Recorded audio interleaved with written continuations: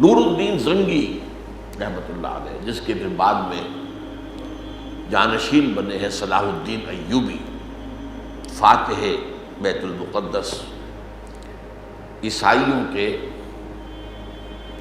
تقریباً یوں سمجھیے کہ 88 برس کا جو قبضہ تھا یروشلم پر، اس سے اس کو واگزار کرانے والا مجاہد اعظم صلاح الدین ایوبی، وہ اسی کے ساتھیوں میں سے، فوجیوں میں سے تھا، نور الدین زنگی کی۔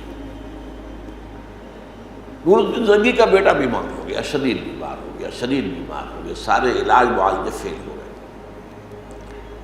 اب اطباء نے کہا کہ اب ان کی جان بچنے کا ایک ہی امکان ہے کہ شراب پئیں۔ اس سے کہا کہ اس نے کہا معاذ اللہ، حرام چیز میں کیوں استعمال کروں؟ کہ لذیذ فتویٰ ہے علماء کا کہ جان بچانے کے لیے حرام چیز استعمال کی جا سکتی ہے۔ منگوایا فتویٰ، فرض کیجئے کہ وہ حنفی مفتی کا ہو سکتا ہے دوسروں کے نزدیک نہ ہو،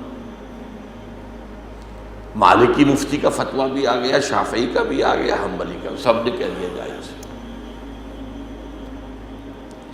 اب اس اللہ کے بندے نے چاروں کو بلا لیا۔ اب دیکھیے یہ شہزادہ ہے اور زندگی کس کو عزیز نہیں ہوتی، لیکن تقویٰ کی یہ مثالیں ہمارے بادشاہوں میں بھی نہیں ہیں۔ اب ظاہر بات ہے یہ خلفاء نہیں تھے، خلفاء راشدین تو یہ نہیں تھے، اس پائے کے لوگ تو نہیں تھے، بادشاہ تھے۔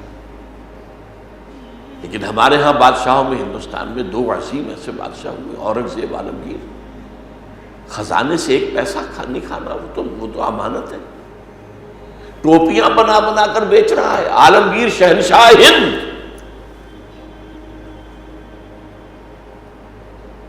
اور قرآن مجید لکھ لکھ کر اجرت پر جو لے رہا ہے، اس کو کمائی کر رہا ہے۔ اسی طرح پری مغل پیریڈ جو ہے، مغلوں کے آنے سے پہلے ناصر الدین محمود اسی طرح کا فقیر پرش، بالکل فقیر۔ اب یہ بھی ایک بہت بڑی مثال ہے۔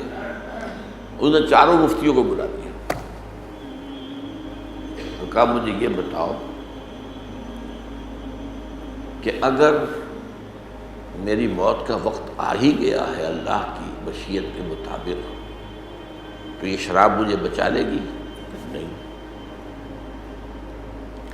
اور اگر اللہ مجھے صحت دینا چاہے تو کیا وہ شراب کا محتاج ہے کہ نہیں؟ تو اٹھاؤ، دفع ہو جاؤ، لے جاؤ اپنے فتوے۔ اس اللہ کے بندے نے جان دے دی، شراب نہیں پی۔ تو یہ ہے تقویٰ۔